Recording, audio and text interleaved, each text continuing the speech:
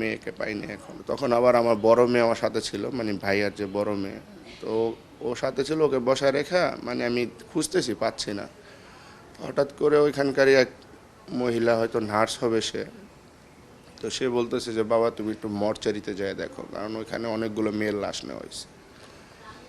তো আমি বড় মেয়েকে রেখে আস্তে আস্তে গেলাম, হাঁটতে হাঁটতে যাওয়ার পর এখানে যাওয়ার পর কথা বলতেছি, আর্মিরা ছিল ওখানে, তারা ঢুকতে দিচ্ছে না আর কি।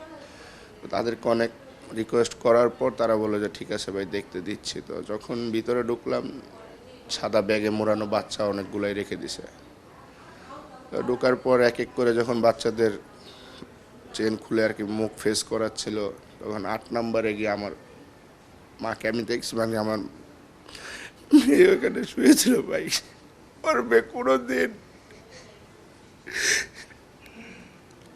মেয়েকে যে আমরা এভাবে দেখবো এখানে ভাই, আমরা কল্পনা করতে পারি নাই যে আমার মেয়ে ওইখানে এভাবে শুয়ে থাকবে। আমার মেয়ের চেহারায় চিনতে পারে না, কিন্তু ওর আইডি কার্ড যখন দেখছি আমার বলার মতো ভাষা নাই ভাই, আমি নিস্তব্ধ হয়ে গেছি আমার মেয়েকে দেখে। আমার মেয়ে এখানে শুয়েছিল, যে মেয়েকে ভাই বুকে রাখছি আমরা সকল সবসময় আদরে রাখছি, অনেক আদরের মেয়ে ভাই, অনেক আদরের মেয়ে যেটা বলা হয়।